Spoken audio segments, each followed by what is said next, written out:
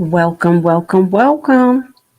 Welcome to Primetime Homebuyers, the buyback team monthly free webinar. And I want to say thank you for clicking the link. Thank you for wanting to understand about the tax lien process and how to enter it.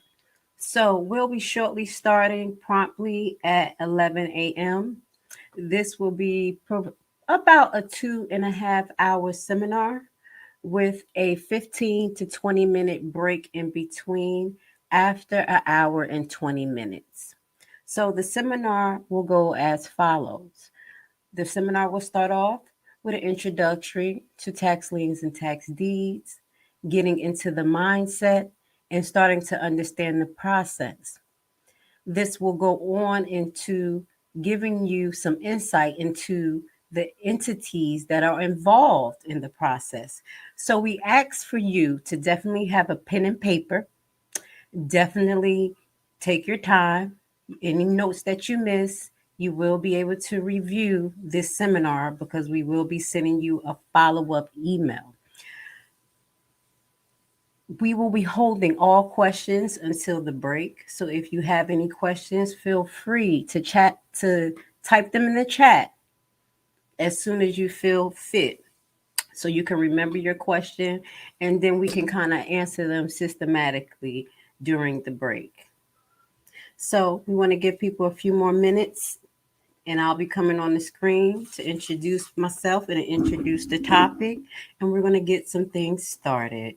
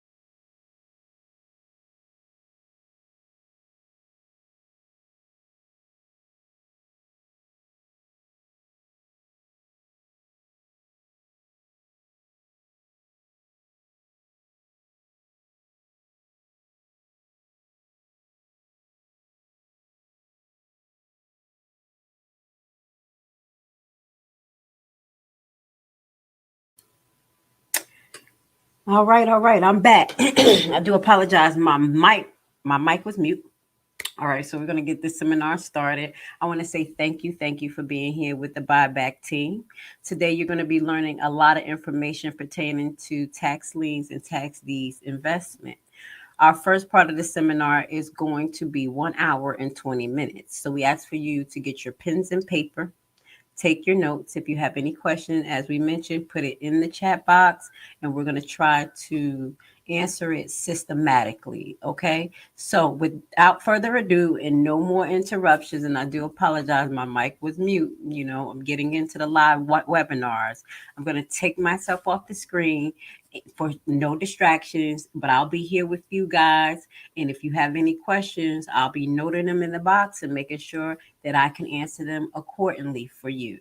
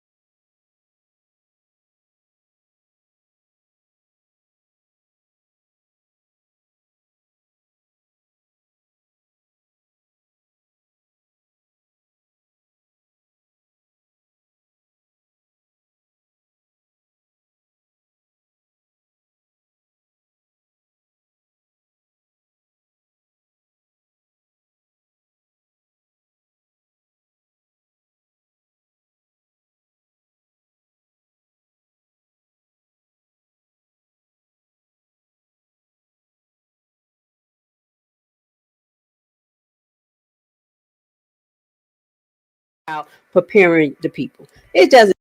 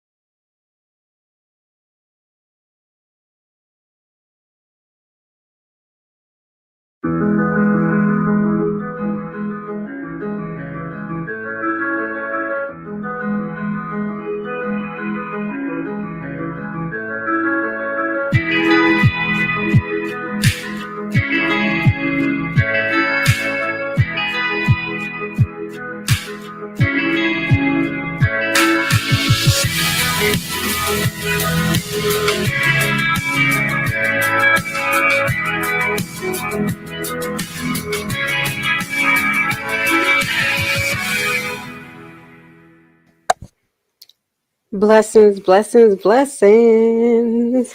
Welcome to Primetime Home Buyers, the buyback team. So I'm going to get myself on the screen and I want to say blessings and happy pre-holiday to the ones that celebrated, and just many blessings to everybody who are going to spend time with their family today. Oh, just popped up on the screen. How you doing? How y'all doing today? All right, y'all here with Lashley. We're in the building and we're going talking about getting in the game, getting ready and getting in the tax lien game.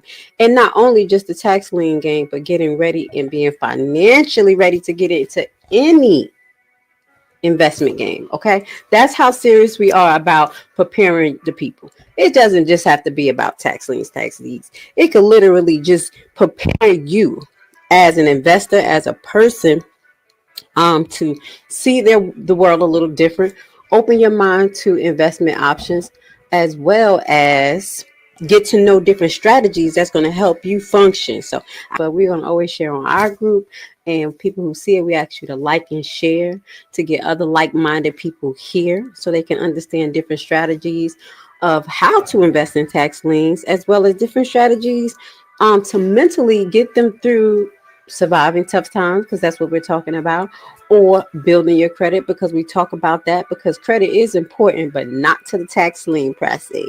How about that? But credit is important to a certain extent in the tax lien process if you want to expand and you don't have the funds for yourself. Okay, so we want to start by talking about getting in the game. What do I mean by getting in the game? Getting in the game is first getting your head into the game.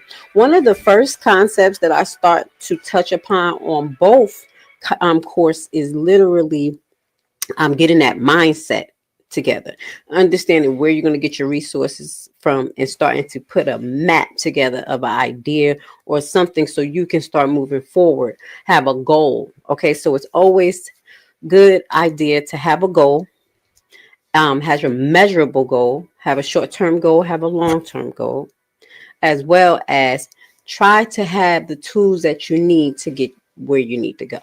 Now, when it comes to the tax lien process, the tools that you pretty much need is a laptop, internet, printer, phone, Word, possibly Excel, know how to search Google, and have the patience. Okay. But it's a little bit more than that as well. It's also about financial planning. It's also about getting into that mindset to reach a goal. So one of the first things that we talk about is not only just having the physical resources such as equipment, but having the financial resources. So you don't want to overestimate when you're not going to be able to reach your goal. But one thing I can say with the power of manifestation, when you set a goal, sometimes or most times, God make it happen and things fall in your lap. So never undersell yourself. Let's say that. Set a goal and try to meet it. You never know. But for instance, I'm going to give you an example. You have a goal of wanting to invest in the tax lien game in June.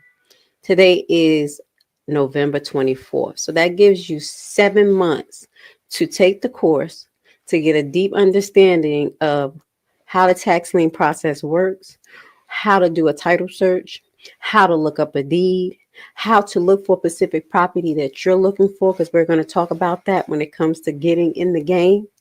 And that will give you time to start establishing yourself mentally to be a wise investor. And this is why we set the program up like this, because this program could be done in about 2 weeks. I had someone order the program and it was like literally two days they were done, you know. But before we did, we want to get in the game. And the reason why we're going to talk about getting in the game, because in the next series of lives that we will be doing over the next couple of months, is that we're going to refocus in on Georgia. Okay.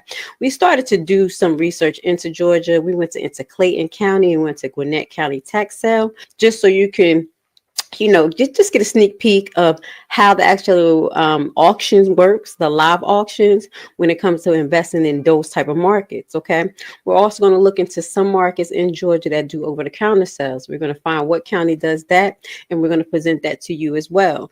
And the buyback team are the ones that are investing or planning on investing in tax liens and tax deeds, taking the course, open to consultant with, if they have issues, and literally part of our mailing list, part of our little society we have on our website. And that is the buyback team. Only investment when it comes to being part of the buyback team is literally getting into the course and getting you started. All right. So the buyback team is going to be subjected to specific information. After February, we're going to start doing webinars such as this on specific topics where people will be able to ask me specific questions. Okay. Now, getting in the game is one, getting your financial head together, preparing your financial report card. Okay. So we talked about this on survival strategies when we uploaded on Instagram. We continue with that series. And we talk about literally writing all of your income, writing your income down, not your gross, but after taxes, what you bring home, and have a list of all of your major bills that you are concurrently getting every month, and start to balance that sheet out to see what you literally have going out versus what's coming in.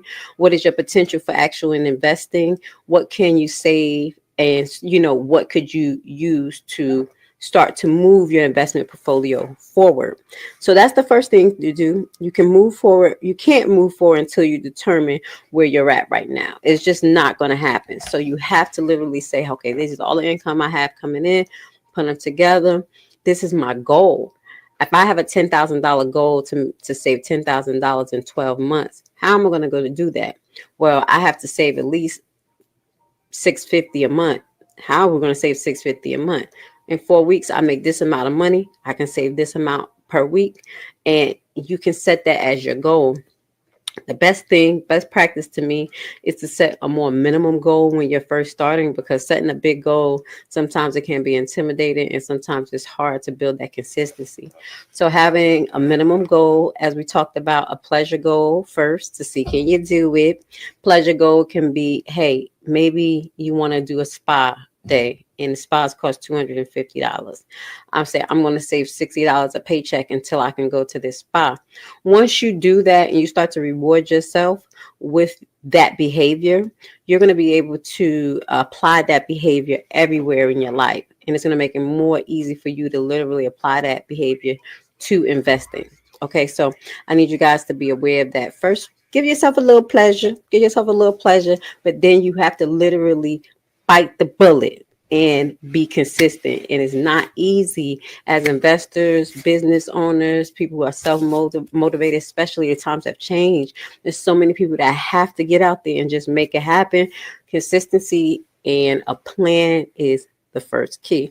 So start creating your financial statement by developing an income statement that lists your monthly income and expenses that we talked about. The income statement will show you your monthly financial activities.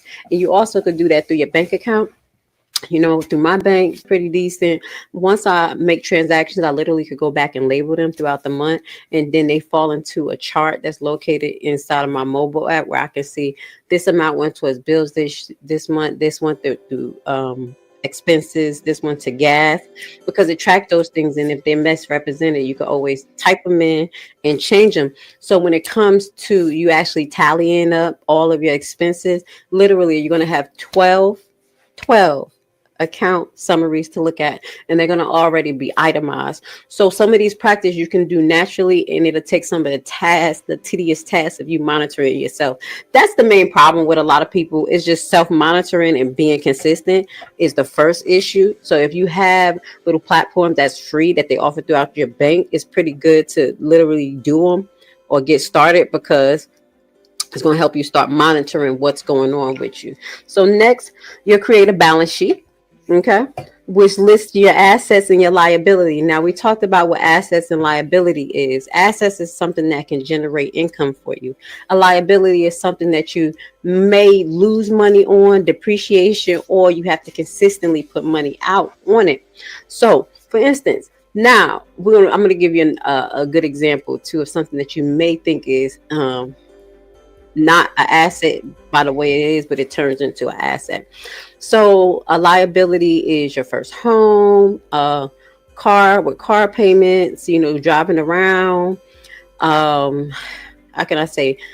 Your first business can be a liability at first until it starts to generate income, depending on what business it is, especially when it has license and things involved. You have to follow strict regulations. But once you get the money coming in, it turns into an asset.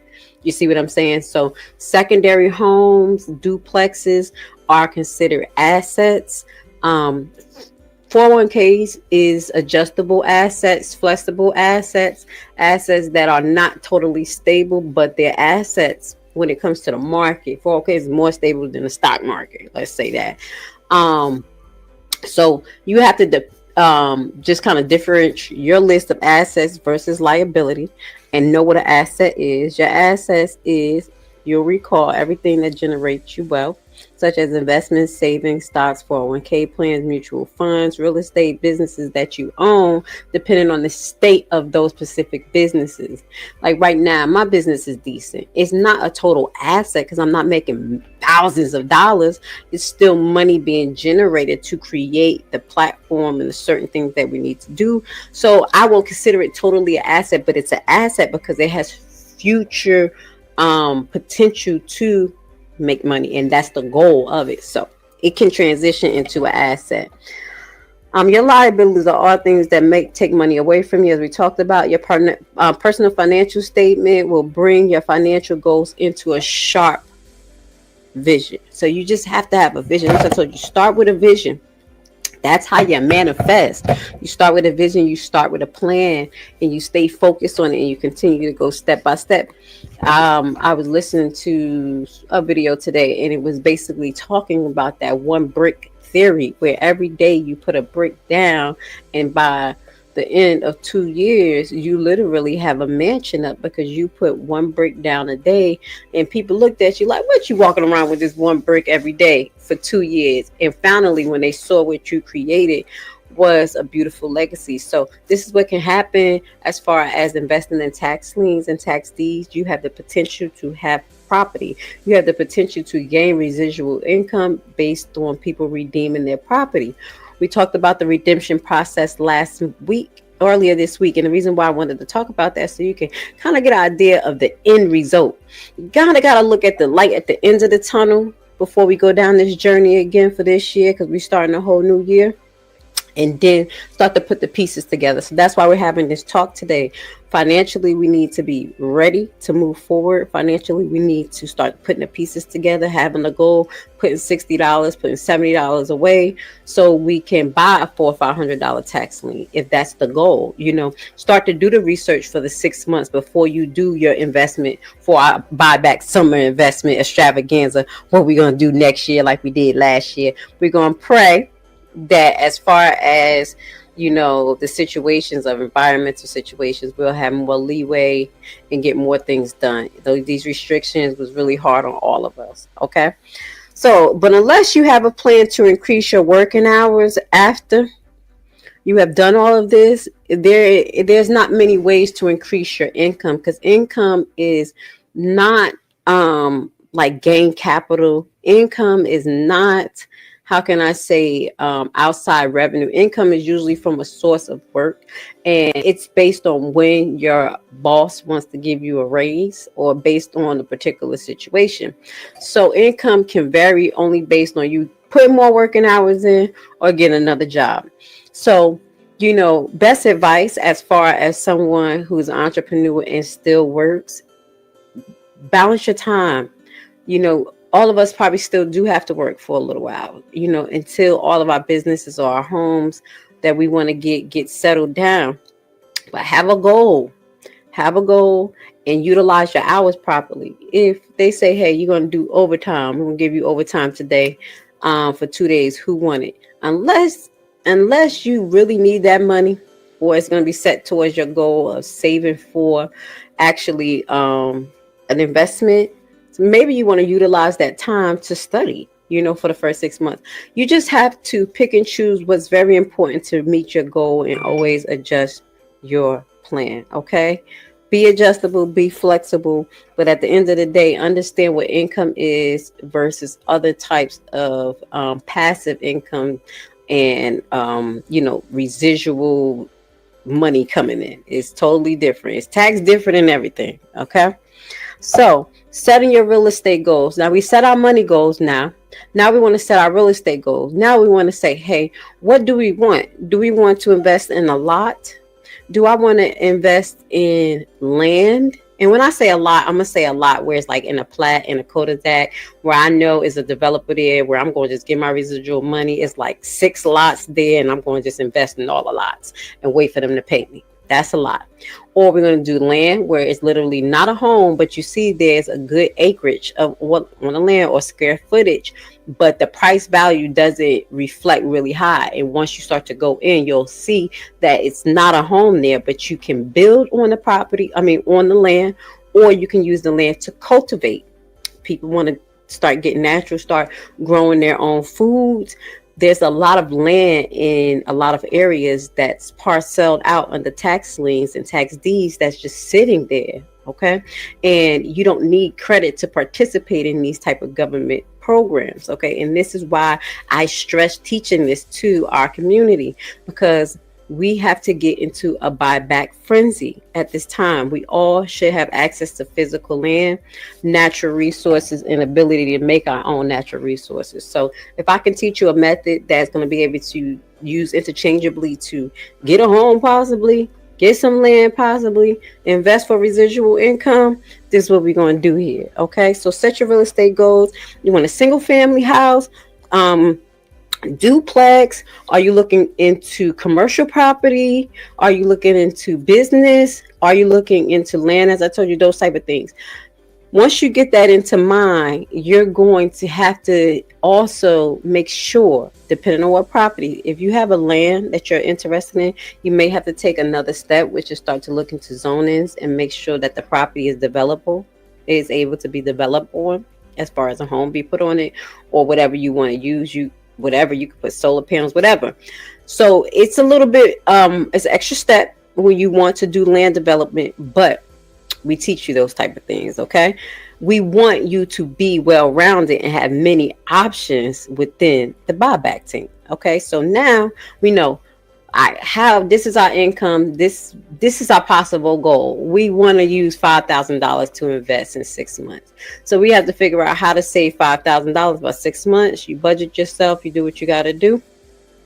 By June, you got your $5,000. Now you're going to say, hey, what type of investments I want to get in? Now, do I want to go to an auction and get into a bidding war and possibly not get the home I want? Or go to the auction with your $5,000, just take the chance, keep on trying? Or do I want to take the passive route where I'm going to look for over-the-counter tax certificates, which may have been sitting but may have some value to it and gives me time to do a little bit more research? So you have a few options when you're setting up the game plan. You could come in June and be like, hey, I don't want to go to an auction. I want to do it over the counter. So which county do over the counter? We do some research, find the ones that do over the counter, and then match your criteria, because we have criteria that you want, or I want to be by water. I want to be by land. If you want to be by land, you want to be by water. Those things to keep in mind, plus the price value. We teach you about what to look for as far as residual taxes. What's the market value of the house? Is it crime there in the area? What's the school system? All of that is set up. So now we got our plan for our monies. We got our plan in a particular area, in particular property that we want to look into, or the type of property, let's say that. Now we're going to look into the area. So step 3 is kind of looking into the area, like, all right, so this is what I have to work with. This is what I want to invest in. These are the type of counties, or the counties that will allow me to invest in over the counter, because I chose over the counter this time. And I'm going to go that route so I could be passive. And now I have these 5 options. Now I get an over the counter list. I start to look through my over the counter list, and we start to move forward from there. All right. So the most important thing that we can take from today's discussion is literally picking your niche. When it comes into the tax lien game, you want to pick a niche, and that niche is like, okay, I had a niche. I was like, hey, for the first 2 years, I'm doing all lots. I want to get my money back. I want to make sure this works. I don't have time to have no junk property because I don't know how to do the research that well. So this is what I'm going to do. So I had a game plan. That was my niche. But once I accomplished that, and I say, hey, I'm about to expand, and now I have research. I have learned a lot in the last 2 years while watching these tax liens actually come back, getting residual income. Now I want to do some homes, or I want to do some land first because I don't want homes. Let's say I want land because I don't want to deal with tenants yet.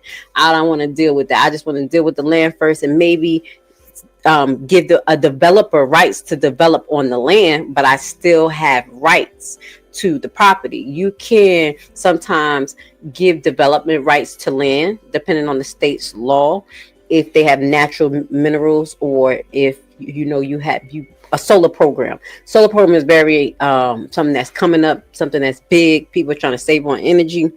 And if you have a developer like, hey, I do have a solar program in the area and I will lease your lot for you.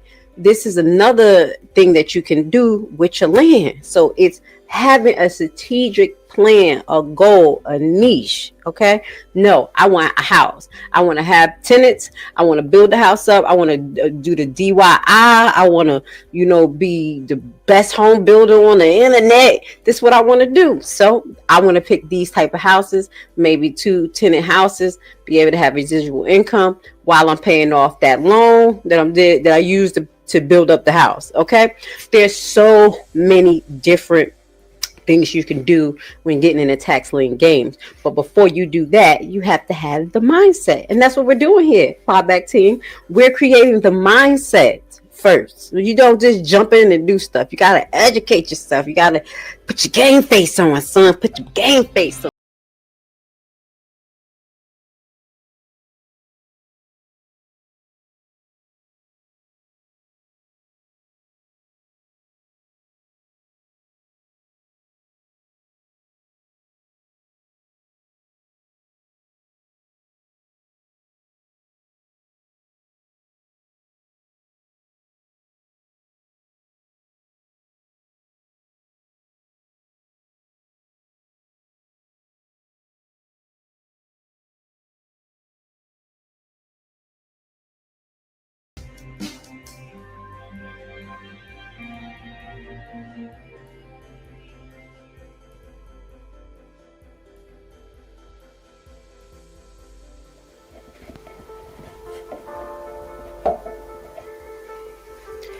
All right. Welcome back. You by Primetime Home Buyers, the buyback team. We're going to go over tax liens versus tax deeds investments. What's the difference? And how can it optimize my portfolio? Now, we're going to go into a little detail of what's the difference, as well as give you a brief example of the possible earnings that you can get by investing in tax liens and tax deeds. Now, what we mean by optimize your portfolio, one thing that we stress at Primetime Home Buyers is having a diverse portfolio of investments. And this can be done by whatever you feel that will be profitable and that you believe in. This can be done through stocks. This can be done through investing in business. This can be done in buying bonds. This can be done in buying real property. This can be done in buying gold, silver, whatever it is. We just stress for you to diversify your portfolio. With primetime home buyers, we promote investing in tax liens and tax deeds. Not only can it become a passive mean of income, but you have a strong possibility of acquiring land. And we definitely know that land is a hot commodity and it's a big investment as far as your portfolio if you're able to invest in the right land, as well as it is a strong, steady investment. That market doesn't fluctuate as much as the other markets as we talked about, minus in gold. Gold has been moving, because of the times, but it stays pretty steady for the most part. Everything else that you invest in is based on human perspective, as well as, just a person wants. This is a need. So this is why investing in real property is something so important, and we stress it. So we try to do it the easiest way as possible without having a large home loan. No disrespect, because like I said, I own a property with a mortgage that I'm working to pay off in a quick manner. And what that goes to say, we want to avoid that on our next investment, because one thing we talk about when it comes to investing, just because you have a property doesn't mean that you have assets. One property does not mean you have an asset. One property means you have a liability because you're putting more money into it than what you're getting. You're getting a place to stay. That's a need. But once you are able to invest in dual housing and or other housing via tax liens or tax deed sales, you will begin to accumulate assets. So we talk about the passive income that you can gain from tax lien and tax deed investments. And that passive income can be done through investing in certain types of tax liens, such as cul-de-sacs, developers, and we stress that and we talk about that. So in part 3 of this, that's going to be just released for the members only. So if you're part of the buyback team on the website, you're going to get part 3 to this, where we're going to go into the list, because this is actually released from part 2. But I wanted to share some of this with you guys. We're going to go over Carolina list, and we're going to show you some cul-de-sac properties, how to identify it on the tax lien list, as well as we're going to go into one specific housing search, okay, in our next session. So let's get into the content today. And we're talking about tax lien versus tax deed. So we're going to give you a brief description of each. Let's start with tax liens. And we pretty much are well-rounded because we talked about tax liens all the time. We talk about tax liens all the time here. And it's amazing because that's why we're so well-rounded. And tax liens are tax deeds. First, you want to start off, as we talked about, getting your list and everything and understanding. But what's a tax lien and what's the benefits of it? Tax lien, when a property when a property owner basically fails to pay their taxes on the property, we do know that the county is able by law to put a lien on that property. That said lien is then auctioned off via tax lien sale or and over the counter sale, depending on that particular county's law. What that goes to say, the county is looking for investors because counties don't particularly want to hold housing that's empty, that's not generating any income for them. They just don't want a backed up bill. This is why this sector of investment is so amazing. Not only are we helping the county, but as well as some struggling homeowners. And we'll talk about how this process can help struggling homeowners about to lose their home. So what that goes to say, they have the lien on their property. You as an investor are willing to invest in the property, and you are the winner of the auction. So we're to the point that you won the property. We're just going to give imaginary property, and we're going to give you an example. So just to clarify, depending on the state or the county, tax liens are issued on a monthly, quarterly, or annual basis. Essentially, tax liens are the municipal way of securing a claim for payment of back taxes. Okay? So this is an example we want to talk about. So I need you to get your pen and papers while I write this down so you can understand an example of a tax lien investment. So let's say you won the bid on a tax lien, and in this particular state, there's an 8% interest. Okay, so for the year, based on what this tax lien is actually costing you, and in this case it is $2,000. So we're going to start with $2,000, and we know we have an annual interest rate of 8%. So if you do $2,000 times 0.8, you're going to get $146. That is the annual premium that you can get on your $2,000 investment. Okay, just to start. You want to keep in mind that the penalty income in this particular state or this place, as example, is $75.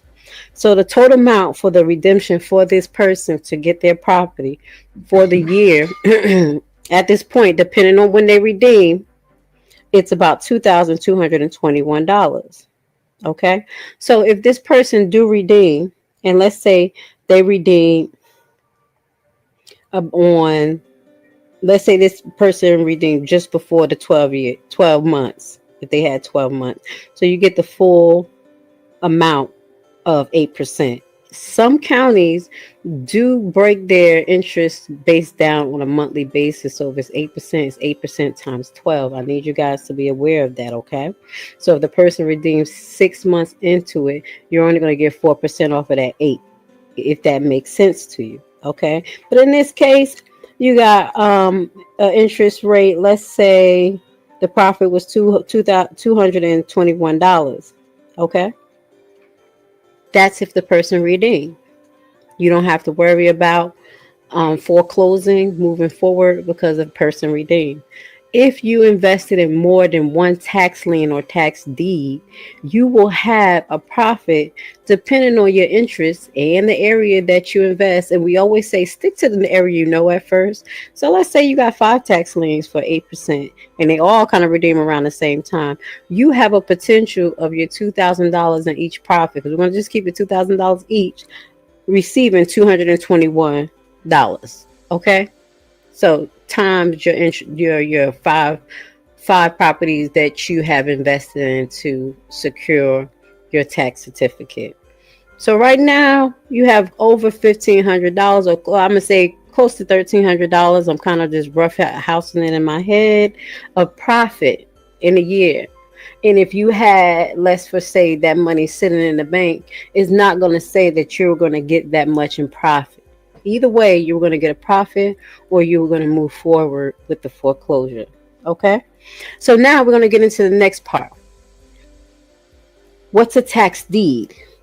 A tax deed is similar to a tax lien, but some cases states don't do tax lien. They say, hey, we give you an adequate amount of time to pay on this home. It's actually a tax deed works something like a levy.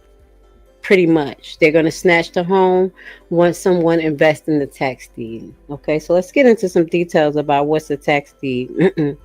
A tax deed is similar to a tax lien, but with one big difference. The public auction is conducted by the government body, and that government body transfers ownership and interest by the deed to the winner of the bid. Now, when you get the tax lien, it's not for say that the property is transferred to you. The only time the property is transferred to you in the tax lien process is when you go to the foreclosure process and you do your court matters, if that state makes you do the foreclosure process, because there's some states that sell tax lien that does not do that, and you're going to learn about that more this year. Let's go into it. When you bid at the tax deed sale, you are the bidder to gain the title of the property, not to receive specific rate or premium. That's the difference. You get a rate or a premium with the tax lien certificate. Okay, so just highlight that. I want you guys to understand, especially if you're teaching somebody about this, and you're teaching your kids, maybe teaching a potential investor who you want to, get to invest with you. You want to explain this property to them so they could know what to expect. The tax deed can be redeemable or not, because there's still a time frame that the homeowner have to actually redeem the property when you have a tax deed. Tax deeds, because it's not pretty too much different from tax lien, it's just kind of a different avenue. But we're going to release a free section for the people who have purchased course 1 and course 2 for them about tax deeds. And the reason why we're breaking down these sections of the tax lien and tax deed process, because people are at different levels. So sometimes people are not totally there to have the full program on one spectrum. For instance, a novel learner, I don't think that is appropriate then for just to go to course 2 in course 3 the foreclosure process without doing course 1. Now, if they know and have a good understanding of how to start to protect themselves and do the research, then they move on to course 2. Or if they're already in it to win it and they like, hey, I got to do a foreclosure, I need to just get into course 3. So we're going to have some package deals, some freebies coming up once we get all of these courses out for you guys. But I want to explain to you why they are broken up the way they are, because everybody's at different levels. Okay. So tax deeds can be redeemable or they're not. If the state has a redemption period, the property owner and the other or other property people who are invested in the property have their means to actually redeem it. Such as if it's a mortgage, that the loan, the people who do the mortgage loan for the property can actually pay you because they still want the property. Okay, so you got to keep that in mind. And they can pay the delinquent taxes plus the fees and the penalty, and that can be redeemable with interest to you as the deed holder or the potential deed holder in that case. If there is no redemption period, the property is conveyed to the new buyer and the prior owner interest is done. They lost interest in the property and you have rights to the property. So it's easier said than done. You still have to make some steps. That's why we're going to actually clarify everything step by step about the deed process for you guys. But we want you to understand it's a little bit easier than the tax lien process, but you have to put forth more monies because most states want you to put a certain price value based on the a bid amount based on the price value of the home. Okay. And when you go into the directory, we have a breakdown of the deed information of some, like just the basic information of what to expect when entering that particular deed state. And that deed state sometimes have their setup for bidding, such as that it has to be 10%, 15% of the total market value to start to bid. So keep that in mind. That's a remarkable difference as far as entering money wise when it comes to tax liens and tax deeds. Okay, so how to invest in a tax lien, a tax deed. Okay, so now that you acquired the property, you can acquire the property with the tax deed. Most investors do these tax deeds because they want to flip. So you got to be ready to flip when you're going to get these deeds. As I told you, the tax lien process is way more passive. You have time to get your monies together and, kind of learn the process and things like that. But once you get into the deeds, that means that you have the monies available to fix the property, get it up to code if you need to, get it to the way you like it and resell it. So it's kind of a different ball game, and that's why we want to teach you the step-by-step method. Because some people are like, I'm just going to get into the deed process, and then some people would like to get in the deed process by like how to do it without having to have all these monies. We teach you how to build those monies up. Okay, so you could keep it as a rental as well. So let's give you an example of the tax deed investment. So let's say you won the bid, the property taxes owed to the local jurisdiction is $4,900. So get your pen and paper. What you owe right now, what is owed on this tax deed is $4,900. The property is worth $50,000. Okay, so keep that in mind. You have a potential of basically having close to, so it's like 46. Okay, so in that condition, let's say the property is worth $50,000 and you're going to invest $4,900. So that is about, let's say, $4,500, $100 of possible gain interest. Okay, so in the current condition, if you fix up the house, there's a possibility you could increase this price value based on the market, because you got to keep that in mind, how the local houses look, what they're going for. And you're going to kind of keep it there, in the same aspects. You don't want to build a mansion in a bunch of family home areas. You see what I'm saying? So the possible investment in fixing up this house can increase the price value to $125,000 if it's rehab. Okay. Other investors that bidded on the property as well, but you won the bid. Just keep in mind that if this property have a mortgage on it, as an open mortgage, as a deed, we're talking about deeds. If it have an open mortgage, that mortgage company has access to the overage. So the overage per se is available because originally Let's say, for instance, the property owner had a mortgage on the property for $40,000. So the lender received the overage at this time because between what you invested in the property value is 33,600. The tax deed sale was a non-redeemable state. So once you sold, you simply clear the title using a title certificate, and as we teach you how to do the title search. Okay, but when you with a deed state, most likely you need a title company because a title company is going to verify you, insure you to make sure you can get insurance through other insurance, home insurance as well. Okay, which costs you an additional $2,000. Okay, all right. So right now we got another $2,000 invested in this because you needed a title company, but you won the bid. Okay, so let's look at this. We're going to start with $4,900. That's what you invested. The current property value is $50,000. The winning bid amount for this, because as I told you, some states are going to do it like 10% worth the price value of the home. So the winning bid in this amount is $38,500. Okay, that is the winning bid amount. The total collected by jurisdiction is the $4,900 from you. The total collected by the lender is $33,600. The tax certificate is $2,000. Total invested is $40,500. Now this is for a typical tax deed. If you didn't understand how I broke the map down, I want you to rewind it again. Okay, we started with delinquent taxes. You want to bid for $4,900, but if you did your research, you know it got a loan on it. Okay, this is why you do your research. So this one has a loan on it. And what they do is apply the loan instead of either or the price value of the property. Because I told you some counties do that. So in this case, you have to pay off the loan amount as the person invests. Tax certificate, $2,000, because you need to go make sure that you want to get a title company review. Total investment was $40,500. Now, if the total profit, when you do the math, is going to be about $8,000 on this tax deed because you want to understand the fair market value. $50,000 is the property current value. You're going to subtract that from how much you invested, which is about $38,000. No, what we said, $40,500. So you pretty much almost got close to $10,000. We just kind of trying to rough it, $9,000 in a profit. You can do something similar with a tax lien.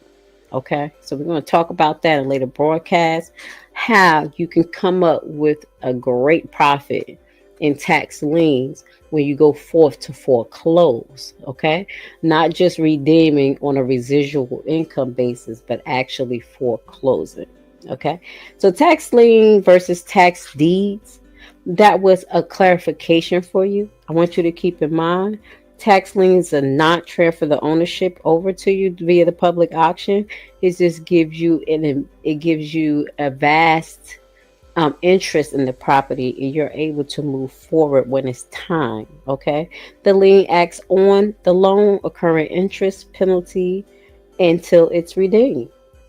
The tax lien is less expensive than the actual tax deed. It is more passive than the tax deed process, so I want you to keep that in mind. Redemption period or expiration date of the tax lien varies by jurisdiction, as well as it varies by when it comes to tax deed. The redemption period for the homeowner varies, so keep that in mind because some has it. Some just don't transfer it right over to you. Transfer of ownership at public auctions where the property is deeded is the winner bidder. So that's in some cases. Okay, I need you to keep that in mind. Brand new and innovative way to invest your extra money that has a low barrier to entry and low competition? What if I told you that it is a guaranteed method to get up to 18 to 20% return on your investment? Tax lien and deed purchasing is the only way to get into the real estate market through the back door. No credit and no loans needed. This method isn't commonly taught, and therefore the competition is very low for now. Put together a 14-hour info-packed course which will teach you everything you'll need to know to get started. Learn at your own pace, step-by-step, guided video and aids to start you on the TLC deed investment process. The course offers many learning tools for new investors, helping ensure you safely invest in tax liens and deeds. Contact us today and join the buyback. All right, all right. I do apologize. Blessings. I just want to make sure that you guys are doing well and you're taking your time to process the information. We have about 40 more minutes in this session. So continue to write your questions down, put them in the back chat, and we'll be here for you. So let's continue to get this broadcast started.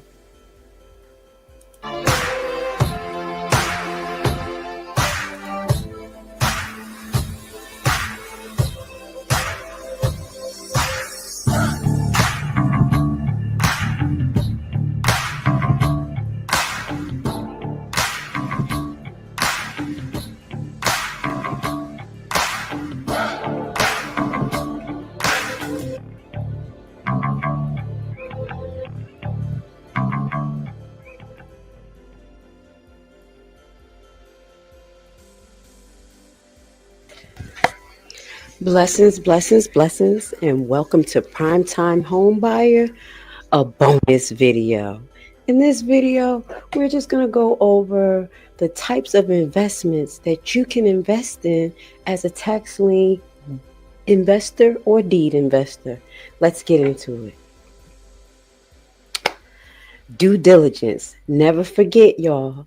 Do your due diligence. The process of taking on the responsibility of performing one's own research to determine the quality and the value of an investment. Remember, guys, here at Primetime Homebuyers, we want you to have critical thinking skills, self-analysis to be able to choose the best property and investment for you. Let's get this bonus track started. What type of properties can I invest in? Let's see. We have land, we have lots, and we have real property. And yes, there's a difference, guys. So let's get into it.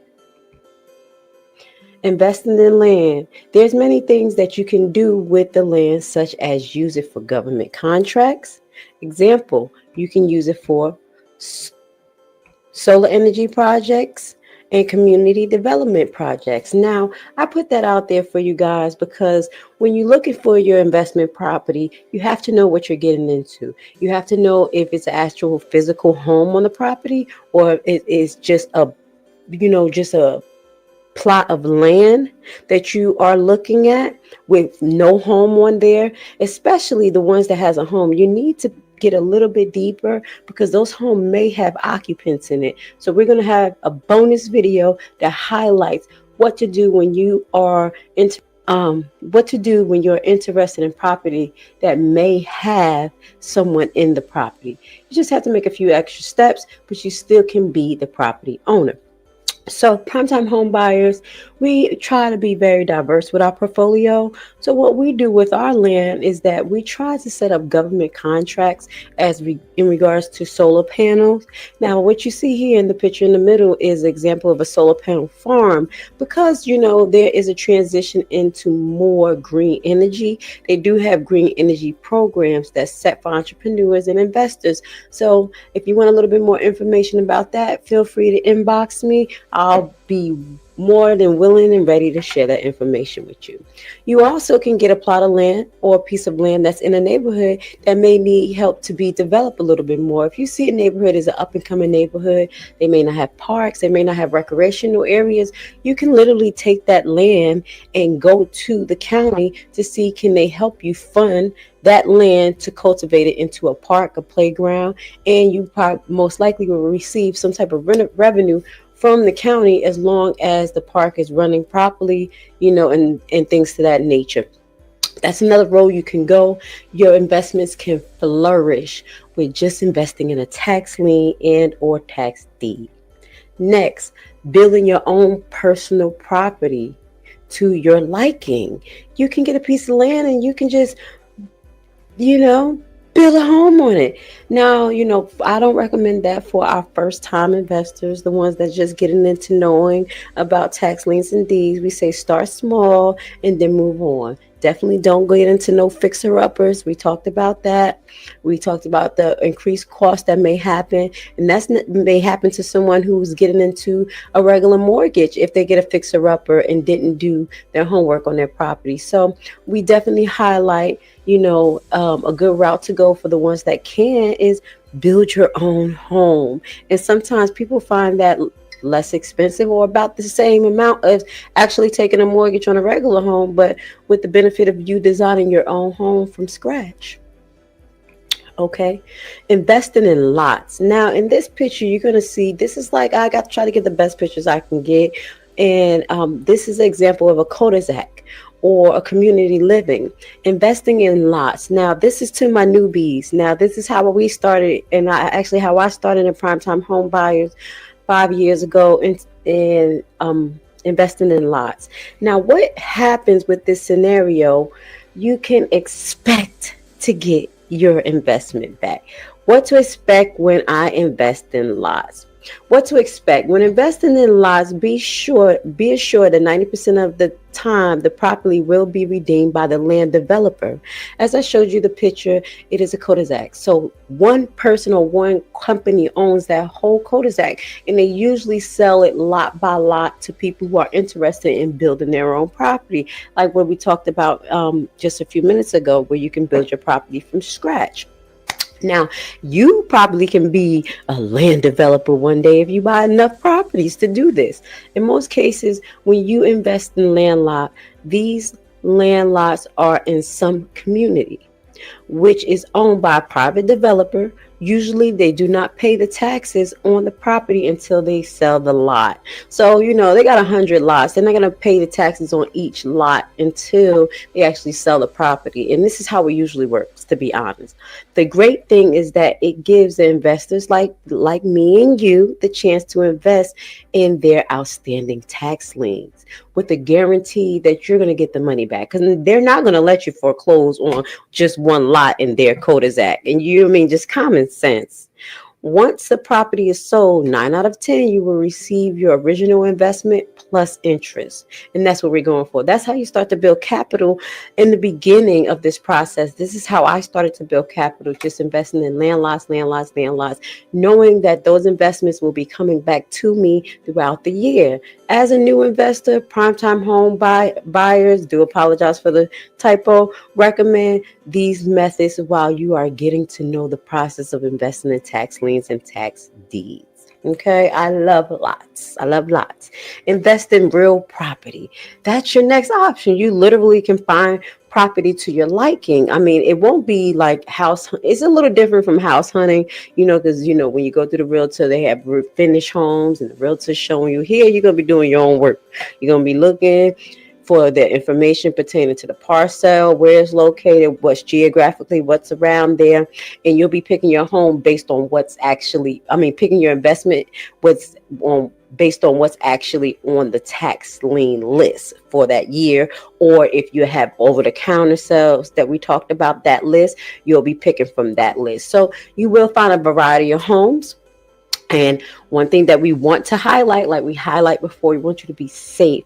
Primetime home buyers, the buyback team, we want this to be safe. And that's why we stress to do your due diligence. We want you to avoid at any cost, avoiding land locks. And if you don't know what a land lock is, we're about to show you. Okay.